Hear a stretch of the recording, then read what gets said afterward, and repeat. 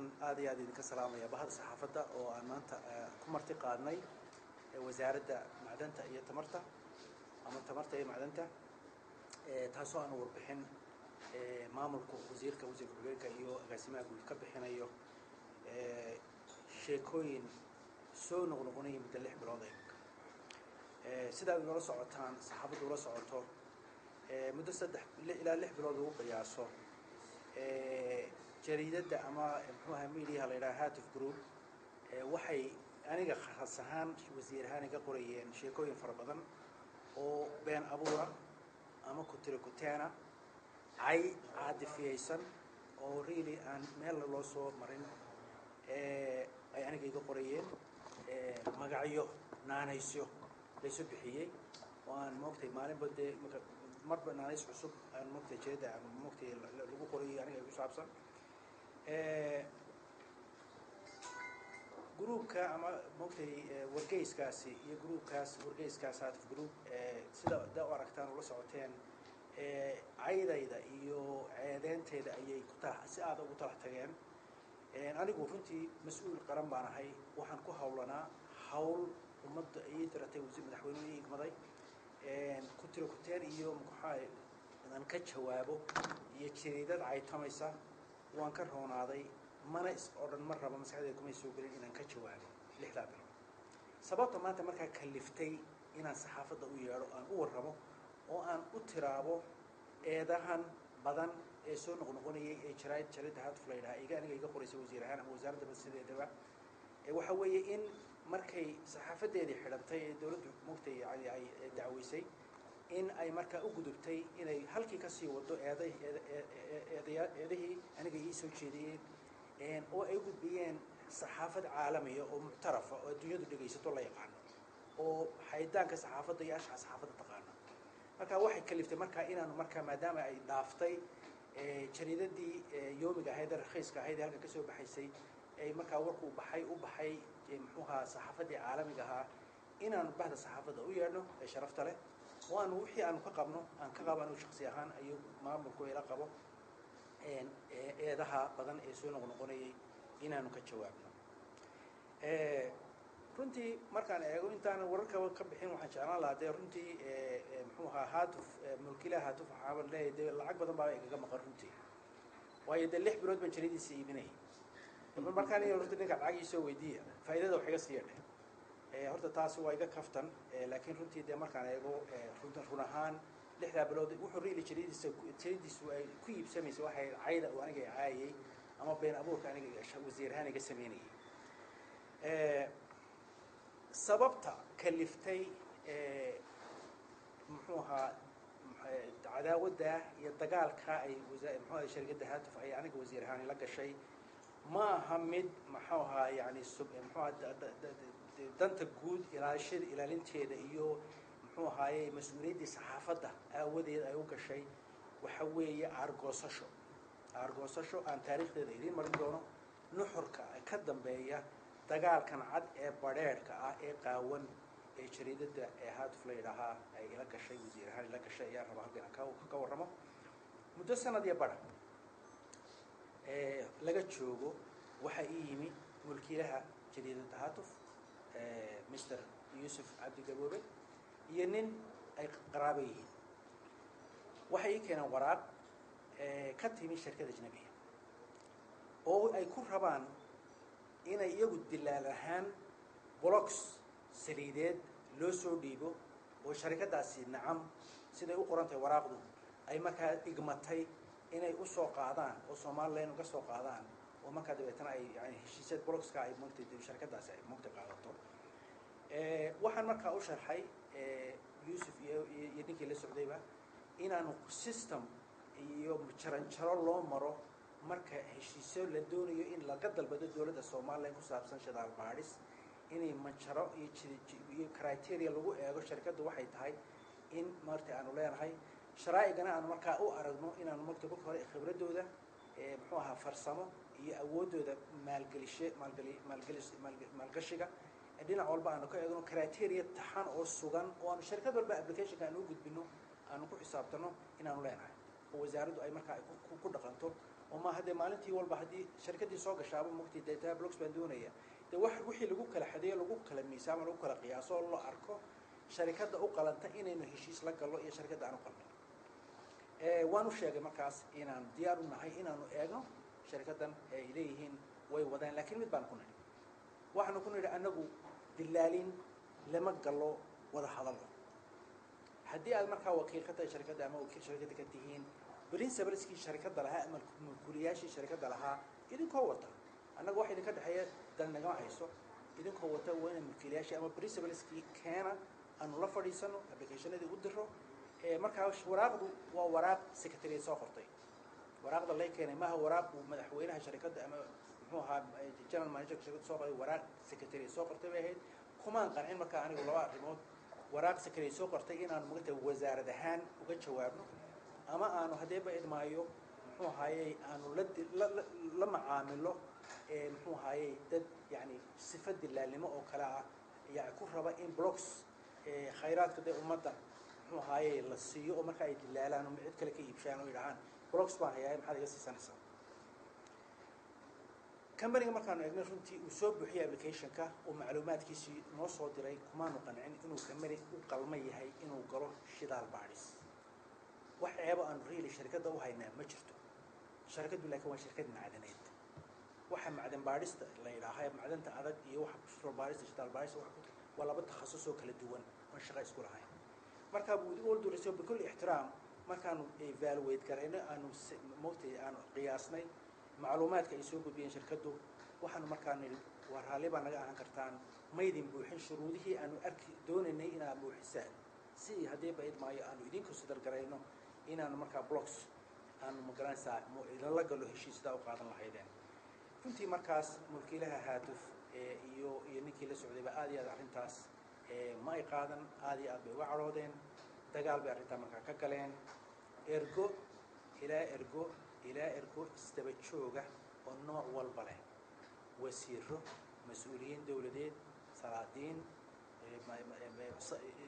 dad aniga qaraabadayda ah madaxtooyada hadee baad ma wasiirka madaxtooyada halka la keenay si walba ay u doonayaan marka inay magaranaysa ay doonaysa qacanta marooriyaan in aan magaranaysa waxyaabihii shuruudihii yilay ee loo baahnay shirkadu ay fuliso in aan moogtay iska indhasaabo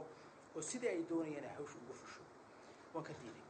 ka diiday kamaniyaashaasi marka runtii muxuu ahaa markii sida arrintiisa noqotay waxay marka ay ku ballan qaadeen هاتف إن واستعماله هوك أو هيسته أو تدك جراه فلين وياه وحجره تاسوعة جريدة دولية هي ويب سايت دولية هي مركز هلك أي شركة تقبل عملتي وأنا قبل قادر وحوار كده أنت يعني وحك حاجة دعاء موتي هذه بعيد ما دام أروحي أن دون أن نقوم بيدي شرائع مركز أنا جو أن هيش الله قلبي وشرائع بوحية شروط أنك هالله أنا قم أقول شرائعي هراء دولتي هراء أما دولتي هراء أنت هالشيء ده سيان كرايتيريا ده قياس جرين أنا قتاج ما إنه يبين ده دولة ده أنا كمان وشرين لكن أنا دولة ده أنا كل شروط مسؤولية ده ومدحوله ويك مضي وحنولينا هي كرايتيريا الشروط أنو أجنو أو قيم كم يسانو شركة درتين هالشيء ده في الصومال لا جشة أنا قو آديات مهمة أي لا هاي إن شركات أود يتهيأله أي دلقة ما ده وحكي قبته وأنا نقول مقتل شركات وأنت مقرن ساعي قشوا بلوكس كلا سيو أي بس عينك بعضه وما تدور فردهم شرائع أنا نقول هالشيء كلا كلا هي وسط الشركات أنت وزارة المسؤولية دي أنا وأنا هي وحوي شركات أوفير وأنا نص بلوكس يناي أنا حقق لين كقاضني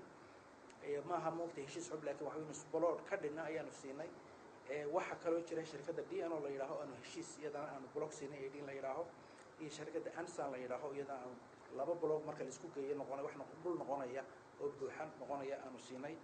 saddexda shirkadood markaanu miisaanay aanu magaasa evaluation ku sameeynay macluumaadkooda waanu ku qanacnay inay yihiin sharaa'ig petrol oo ah baadhis iyo soo saaris inta badan waxyaabaha reeli aanu ka duulayna waxa weeye shirkadu waa shirkad track record leh yani khibrad muuj aanu ark karo leh inay magaasa shirkadu ay awoodda ay hawsha ay doonayso inay gasho inay ka soo bixi karto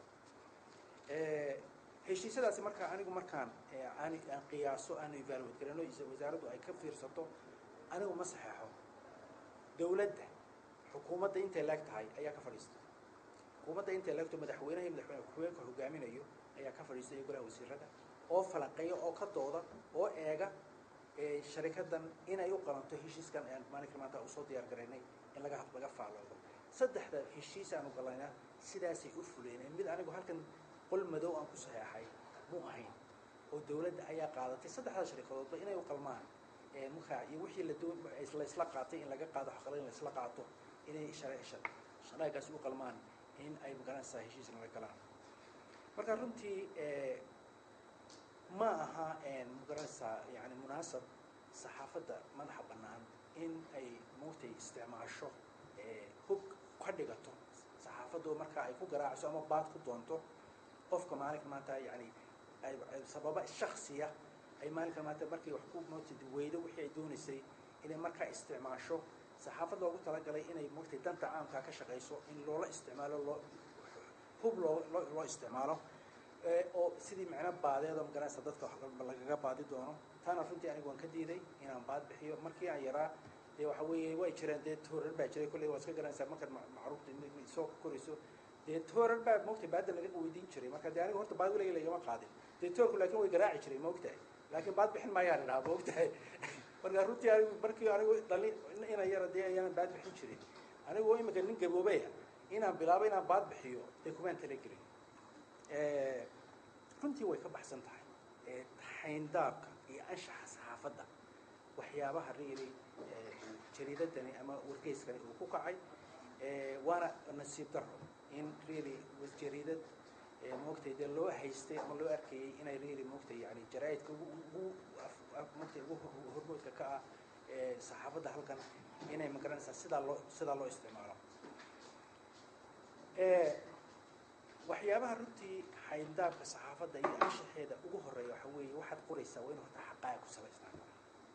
waxaad qoraysaa waa inay horta xaqaa'iq ku salaysnaan waa inaad facts heshaa waa inaad factkii meeshaad ka keentay ogaataa oo aad caddaysaa waxaa kaloo jira oo rukunka labaada saxaafadda marka dee yani laydin dhigay a b c la qoraya saxaafadda yani lesson 101 in journalism markaad jaamacadda gelaysa baranayso jaamacadda saxaafad baranayso waa number 1 waxaad qoraysa horta waa in wax xaqaa'iqa noqdaan you have to prove your facts oo aad caddaysaba aad haysaa intaanad waxaan qorin ta labaad ee muhiimka waxa weeye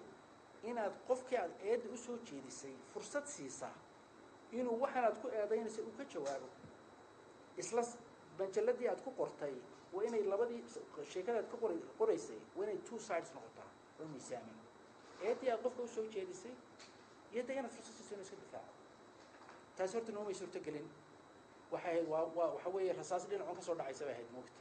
oo taasi waxa weeye way ka baxsan tahay saxaafaddu si ay u sharciyso waxyaabaha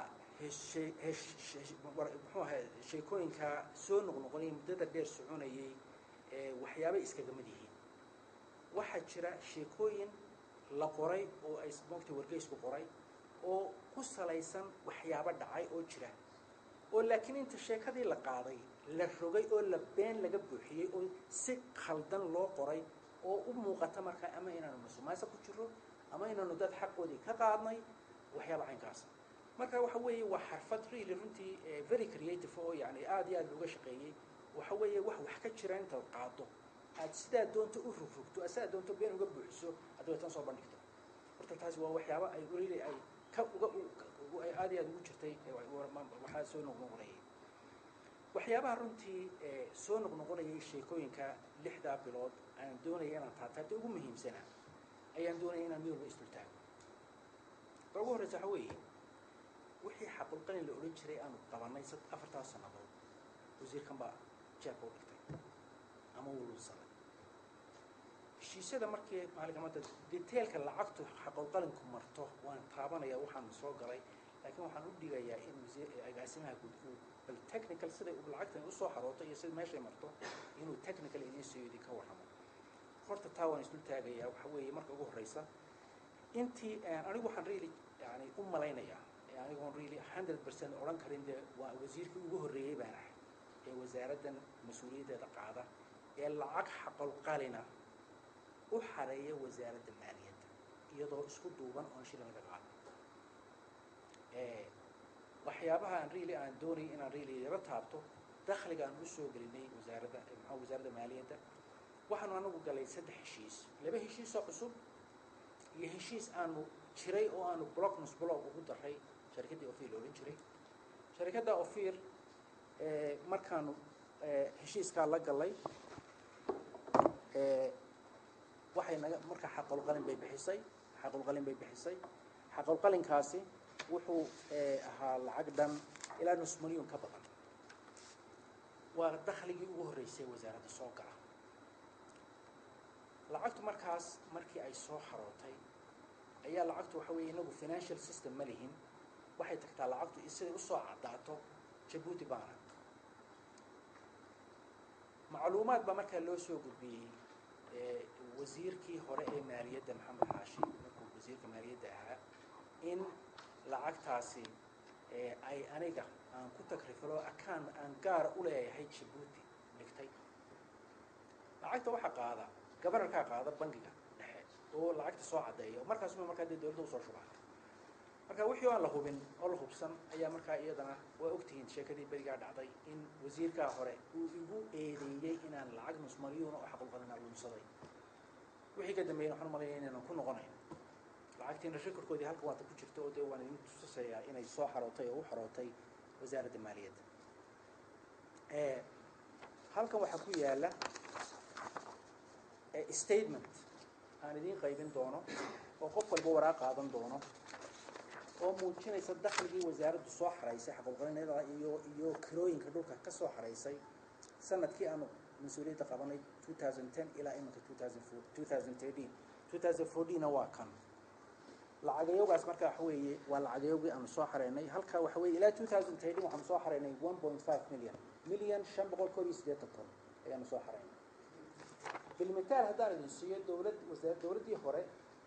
from 2003 كن أبوكن يصدق إلى 2010 إنت أنا مسؤولية اللي وريتني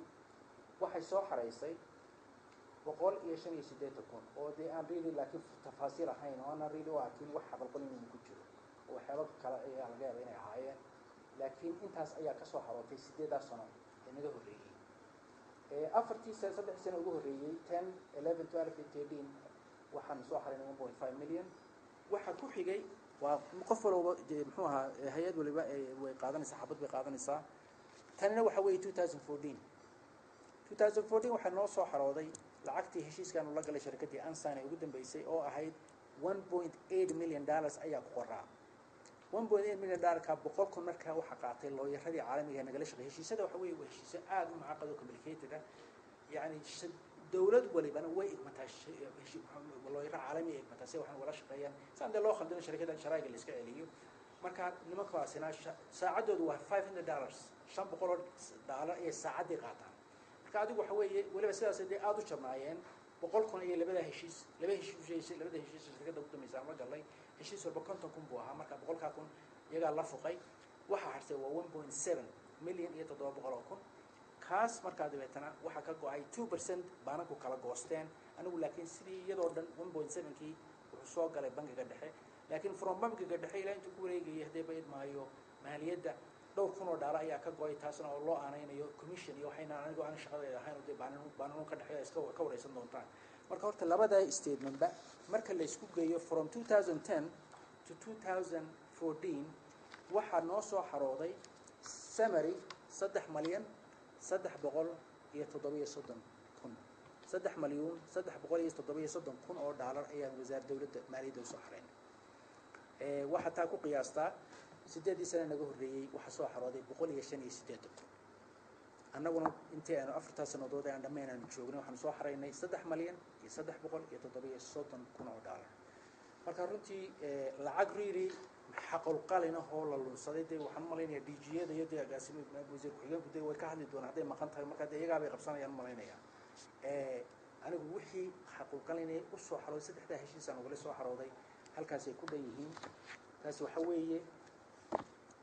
ilaa 2013 oo qof walba xabad baad qaadanaysaa tanina waxa weeye waxana waraaqayna oo waraaqay maaliyadda noo kan midaan anagu sameynay tan uma totalkan isu geynay laakiin waa waraaqay maaliyadda waxaan moodaa qaadanaysaa wasaaradda maaliyadda ka timi waxa weeye marka tan xabad baa qaadanaysaa marka horta wixii xaqul qalin la oran jiray ee laygu eedeeyay in aan ku takrifalay ama aan unsaday dee haddii ay wax maqan yihiin way heshiiskay ku qoran tahay heshiiska ayay ku qoran tahay xaqalqalinka wuxuu yahay marka bankiga lacagta kusoo dhacdo waxaan u diraa baaragaraafkii heshiiska lagu sugay qiimo lacagta xaqalqalinkiisa xaroonaysa sida dee mogtay dee uu yani u xaqiijiyo in waxaan la soo xareeyey ay tahay waxa dee aynu saxeexnay haddii matalan xaqalqalinka ku qoran yahay heshiiskuna 2 milyan ahaa oo kambanigina milyan iyo bar soo diro dee waxa weeye waa nus milyan baa maqan marka waxa weeye waan wixii oo dhan isu wada geynaa anoo dokumentiyo isu wada geynaa aanu muujinaa wixii heshiiska aanu la galay qiimuhu wuxuu ahaa xaqalqalinka wuxuu ahaa iyo waxa soo xaradeen inay soo waafaqaan aan markaa taas halkaas ayaan ku dhaafayaa waxaa kaloo ku jiray eedeymaha badan ee soo noqnoqonayay in aniga muxuu ahaaye baaritaan igu socdo baaritaankaasoo igaga socda hay-ad qaramada midoobay ka soo jeeda oo la yidhaaho United Nations Monitoring Group waa dad jira waa hay-ad jirta oo waxaan idiin sheegay sheekooyinkan waxay hadda jeer ku salaysan yihiin wax jira oo laakiin been laga sameeyey company la bedelay marka shirkadaasi ama hay-adaasi waxaa mas-uuliyaddeedu tahay US Monitoring Group inay yani amniga ilaaliso mandaqadan ay ku jireen khatarta ah duniyadu u aragtay in mandaqad khatar tahay oo ay ku jirto Soomaaliya Somaliland xitaa Eritrea ku jirta oo waxa uu igbaday qaramada midoobay guddi golaha ammaanka oo waxa weeye Soomaaliya waxa inuu ka mid baynu nahay marka waxa jira report weyn ee inaga qoran sanadkii hore oo ku saabsanaa heshiisyada aynu galay oo ay markaasi aan garanaysaa dee aan yani aanu arag yani si aan u dirsan u qortay waxyaabaha matalan laga qoray ay ka mid ahayd waxaa dhici karta heshiisyadaasi inay geli dagaal la keeni karaan maadaama meelaha qaarkood la isku haysto waxaykaas runtii markaa waan inaga jahil saaray waana ka cudur daartay markay noo yimaadeen waanu casinay hay-adda dawladdu dhan baa casutay inay markaa la fadhiisato oo dee ay macaamilo la yeesho oo ay u xog warto waayo waxaan dadka qarinayna ma jirto way noo yimaadeen marnooma in 2 jeer bay noo yimaadeen anigoo keliyana ilama ishirine wasaarada badan oo xagga amniga ama yani waxaan arrimaha batroolka dee amni bay nootay yiraahdeen salbay ku isaa awoodda ay arkeen laakiin shaqadooda ugu badan waxa ku saabsan amni maadaama marka ay yiraahdeen shaydaladii waxbay keenayaan ay yiraahdeen wasiirka muxuu ahaa tamarta ayaan arkaynaa marka horta waxaan ka jawaabayaa eedii ahayd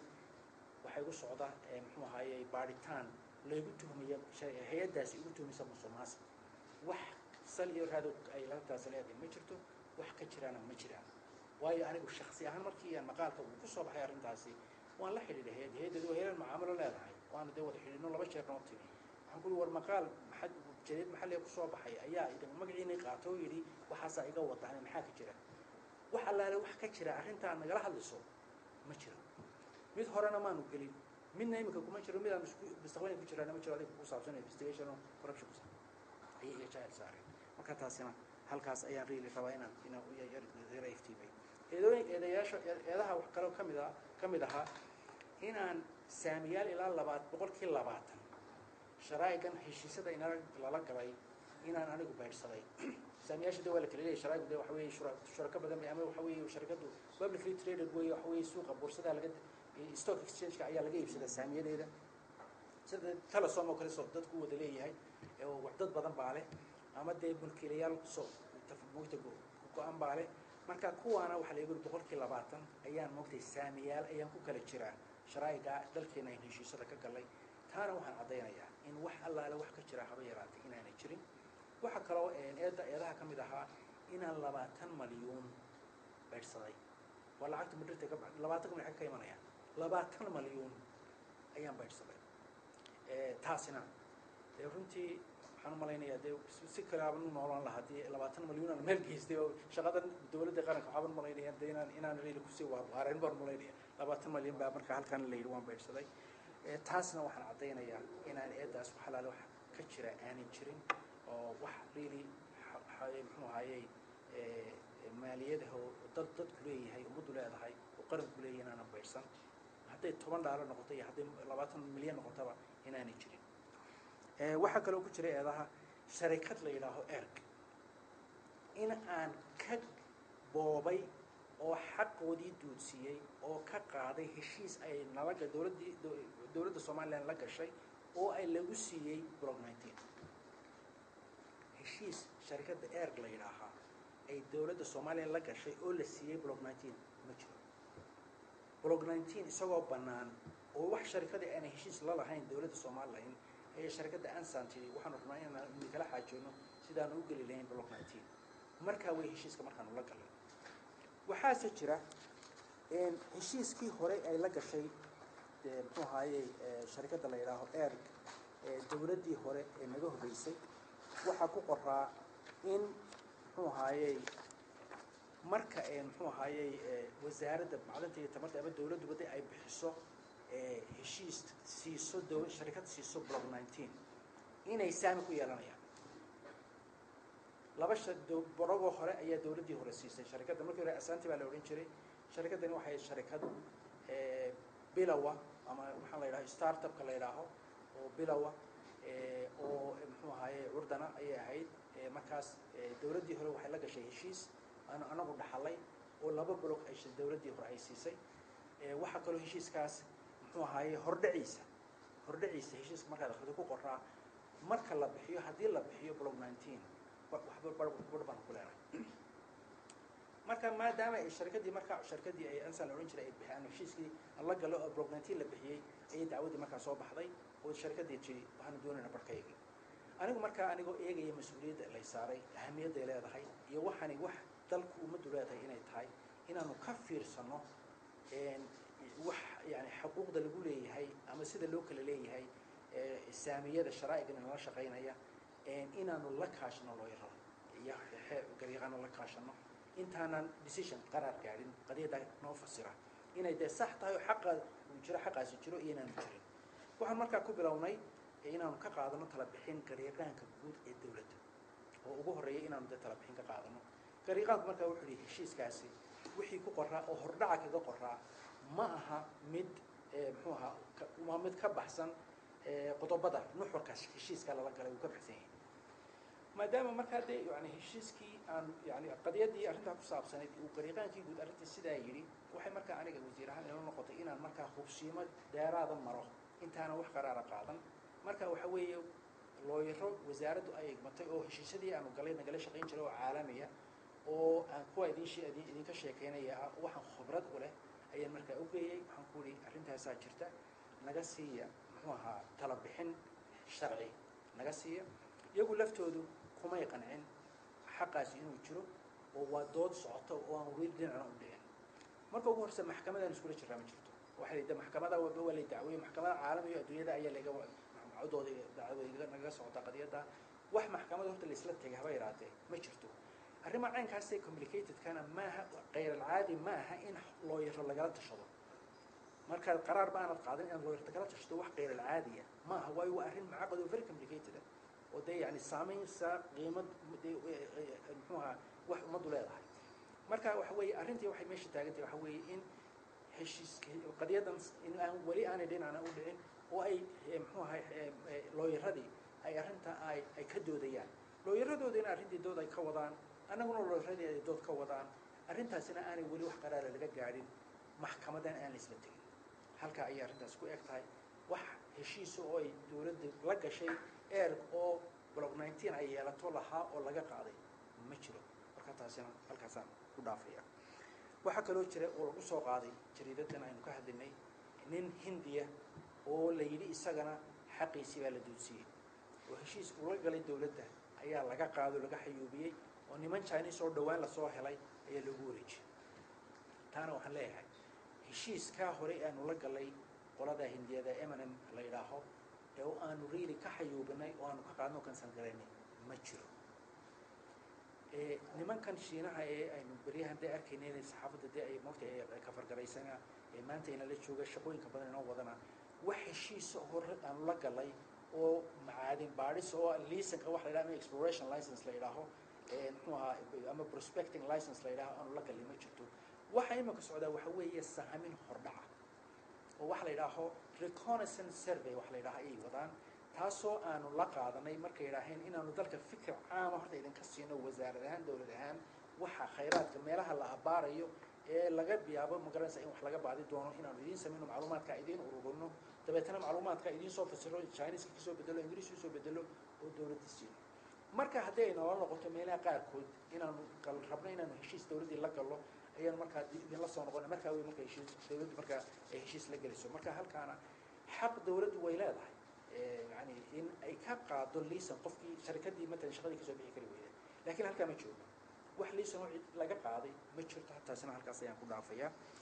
waxaa kaloo eedaha ka mid ahaa in aan magaranaysaa qusuur ama gasar aan ku leeyahay magaalada dubay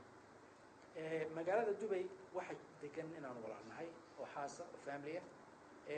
muddo ilaa 10 sanadood ina guri ku lahaa familiga islaami guri bay ku lahaayeen dubay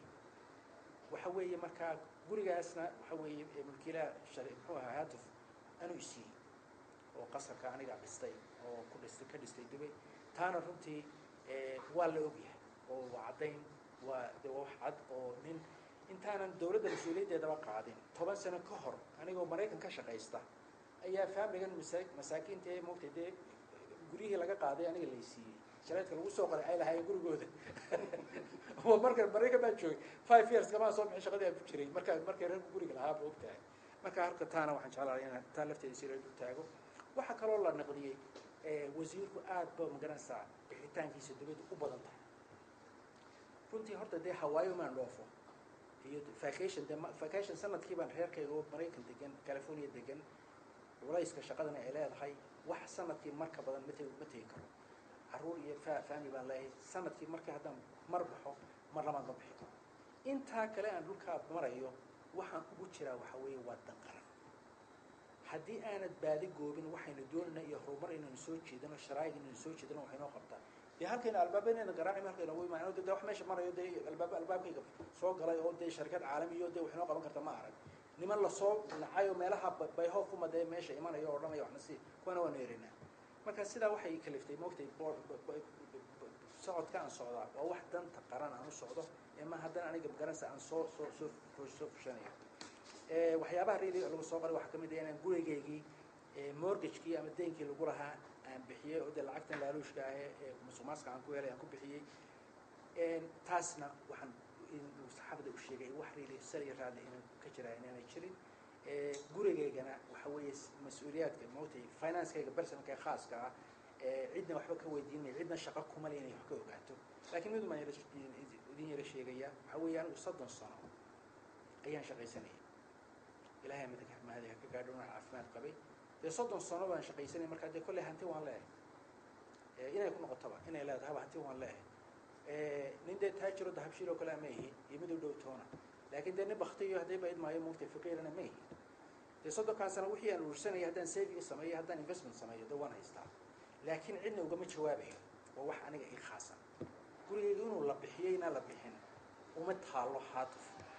haddiise ay leeyihiin lacag ood ummadda ka dhacday ee aad lacagtii ku bixisay gurigii waxa u yaala inay soo caddeeyaan waxa la garaacay oo telefoon lagula hadlay dad reeraha ah oo muxuu ahaa reer Somaliland darisa oo California degan ayaa dad loo diray oo ay magaranaysaa jariidadu ay matay inay soo ogaadaan noloshayda California sidaan u noolahay iyo gurigan ku jira siduu yahay iyana guriga kala iibsaday taana runtii waxa weeye wixii ay soo ogaadeen aniga ii keenay wari niman caynkaas nala soo hadlayo dee noloshaada doonayna aan uga warrano waxaan ku gabadhiina sidii bay halkii uga shaqaysaa ay ka shaqayn jirtay gurigiina halkii bay ku jiraan wax reero noo muuqdo kala soo kordhay ma aragno marka anigu runtii dee waxa weeye waa meesha dee waxa weeye waxa ka cad in runtii aad iyo aad baadigoob ay muxuu mulkiilaha jariidadu uu u teerigeliyay inuu magaranaysaa wax helo uu yidhaaho ninkaasi waxa weeye waa waaqacan gudugile waxbuu dhacay laakiin anigu personal financekayga ama waxaan anigu hanti u leeyahay khaas u leeyahay cidna ugama jawaabayo cidna uma caddaynayo waxaasaan haystaan ma odhanayo taasi waa anay ii khaas tahay marka raalli baan ka ahaan karaa inaan haddii isagu leeyahay waxbaan dhacay oo hantida aan leeyahay ku jirta waa inuu soo caddeeya intaasuma isaga u bannaan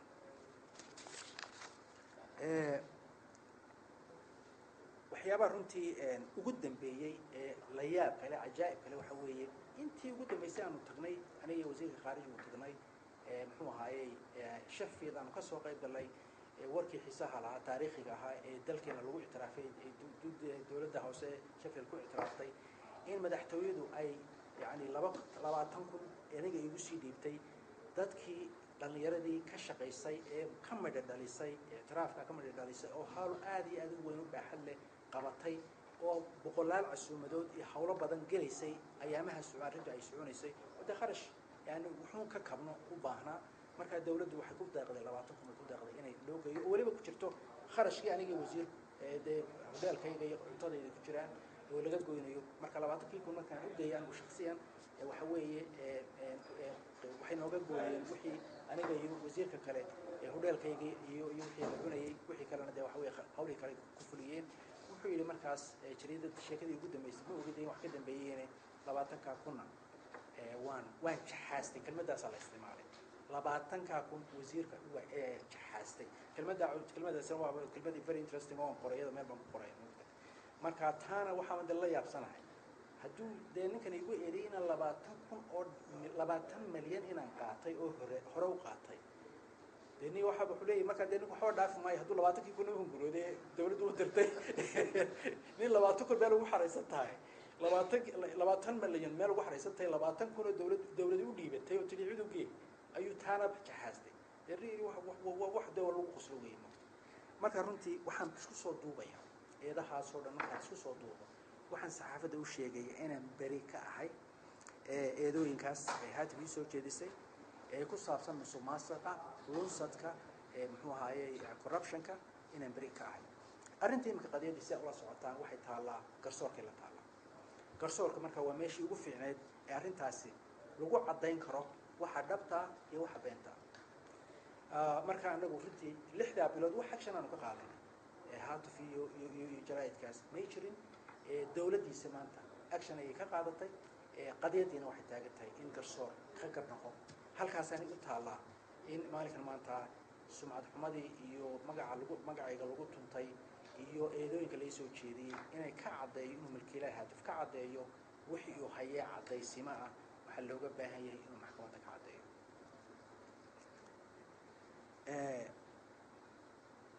waxa jiro aan ku khatimaya hadalkayga oo maalmahan dhaxa aan ka akhristay jaraa'idka xisbiga weyn ee dalka kamida saddex xisbi dalka xisbiga wadani la yiraaho inuu runtii isaguna aan muddo inuu yani waqaal qoray yani aan muxuuha eedooyin wasaaradda iyo dawladda canaano u soo jeedinaya ku saabsan khayraadka dabiiciga sida loo maamulayo aan muddo runtii aan really ku waanaynayo inaan magaranaysa dee haatuf sheekadeedii aan muddo inay ka badato marka waxyaabo badan oo haatuf qorayay ina laga yaabo dee moogtay inay u qaateen in wax ka jiraan runtii marka waxa weeye waxyaabaha runtii xisbigu ay soo saareen waxa ka mid ah inay really habaar badda ku rideen wixii noo soo socday oo yidhaaheen waxa jira wax la yidhaaho resource curse ama inkaar wax la yidhaaho khayraadka ah ayaa inagu dhacaysa warin maadreed meesha waxba inoo soo bixin haddaynu iskaba sii inkaaray gebigeediiba iyadoo waxba inoo soo bixin dee waa nasiib darro weeye marka maxaynu inkaarta maxaynu isla moodaynaa inaynu dee wixii iska inkaarno maaha kiisu karas inaynu ku ducaysano ma waxa weeye inaynu ku ducaysano inaanu waxa noo soo baxay si sax ah u maamulano oo hareeraha iska taagno oo markaas si sax ah u shaqaysano marka arrintaasina waxa weeye had iyo jeer waxa lagu dheeraadaa wax la yiraahdo resources baa inagu dhacay inkaar bay waxaasi keenayaan haddaynu wax la soo baxno way inkaar bay wixii la socdaan waxa weeye dadku uu sii baaba'aya ayaa markaa dabeetana ay ku andacoonayaan muxuu ahaayay I think guddiga khayraadka ee wadani ayaa waxaa soo qoray runtii marka waxa weeye waxyaabaha ka mid ah ay ka hadlay waxa weeye shuruuc ee dawladdani ku maamusho ma jirto hadee ba idmaayo muxuu ahaa khayraadka dabiiciga horena waan uga hadlay shuruuci way jirtaa shuruucdii hore aanu ka dhaxlay dawladdii hore ayaan wax ku maamulnaa shuruuc cusub casriyana waanu wadnaa shuruucdii batroolka ee cusbeyd baan iminka oo nuqulkii ugu horreeyay iminka dhaqso inoo soo gaadhayo aanu la sheer garay doono nala wadaagi doona qabiil qoraalka iyo moogtay ka tala bixinta baarlamaanka ay waxaan u tagayeen markaas sameynaya shuruucda sameynaya laakiin iminka sharci darre ma jirtay waxa weeye shuruucdii hore ayaa taala hadii macaalinta noqoto iyo hadii batroolka noqoto marka dalku bilaa sharci kuma socdo oo khayraadkiisa lagu maamulo taana waxaan doonayaa inaan wadan u iftiimiyo waxa kale oo laga hadlay oo wadani ka hadashay in cadaalad darro weyn ay wasaaraddu ku gashay xagga shaqaaleynta hawlgallada shidaalka ilmaha dadka hawlaba inoo socoto waxay ma keenoo bilaabmay ma bajiro shirkad green la oran jiray ayaa jirtay shirkadiina hawshii watii hakisay iyadoo ku andacoonaysa amni darraan ka baqaynaa shabaab iyo bilaay baas waxba loo soo waxba u sanqaray markaa dawladdii markaa waxay action bay ka qaadatay sidii sharaa'iga u fiil gareyn lahayn xasilooni marka waxa weeye dawladda hadda waxay ku hawlantay inay ciidan hawlgallada shidaalka ilaaliyo ilaa inta ciidankaa la samaynayo wax riili meesha joogo bilaamo shaqay ma jirto waxaa laga hadlayaa baan malaynayaa dhowrka shaqaale ee sharikadu sharaa'igan inala joogaa qorteen oo hadda ay joogaan shirkadda DNO oo muxuu ahaayey oo leh manager leh iyo shirkaddii hore dee weligeed bay joogtay moogtay ganeel oo yani managerkooda weligeed ba hore u joogay waxa weeye sharaa'igu markay manager qaadanayaan u maamula yani arrimahooda u maamula dalka annagana ma weydiiyaan ma ahana daruuri inay annaga naga qaataan war moogtay dee advice naga qaataan wayna weydiin karaan laakiin waxa weeye iyaga u madax bannaan inay magaranaysaa managerkay ku qanacsan yihiin inay qualificationkiisa iyo khibraddiisa ku qanacsan yihiin inay qaataan waxaa laga hadlayana waa laba company waxa jooga laba manager weeye marka anigu hadday cadaalad darradii haddaan cadaalad darra ahaynba iyo ciday ka soo jeedaan dee anigu maan qoran shirkaddaa qorantay shirkadda anigu heshiis baan la gallay waxaan ku nidhi sanadka intaa ilaa intaa la gaadhayo heshiiskaasaan kula gallay waxaayo waxaan inaad qabataa shaqadaa baadhista saa u qabataa waktigaana dhamaysaa waxaayo waxaana samaysaa waa ninaad maanta contractor oo aad guri u diratay taa idis wastaad ku keensanayo iyo roofer ku keensanayo iyo electrician ku keensanayo dablu keensanayo dee adigu kama shaqaynaysid adigu gurigii iyo nashqadii aad u dhiibtay inaad maanta wixii aad ka la contract garaysay inaad la samaysaa ayaa lagaa rabaa marka taana runtii waa dee nasiib darro inay magaranaysa iyadoo horta shaqaba jirin inay lagu daandacoonayo moogtay cadaalad darra ka dhacdo wasaaradduna runtii mas-uuliyaddeeda ma aha shaqaalaha sharaa'iga u shaqeeya ma aha waxaan aniga mas-uuliyaddeedu sharaa'ig dad shaqaalaha wasaaradda u shaqeeya taasaan anigu maamulka nala jooga ka mas-uulnahay taana waxaan u malaynayaa cid reerkan in ka soo jeedo waa in the minority wasaaraddan anigu mas-uulka ka ahay minority weeye marka la eego dee reeraa la eegayo anigu runtii maan baadi doonin maan helin maxaa imisaar helayo imisaar helin lakin dee macluumaadka waan helayaa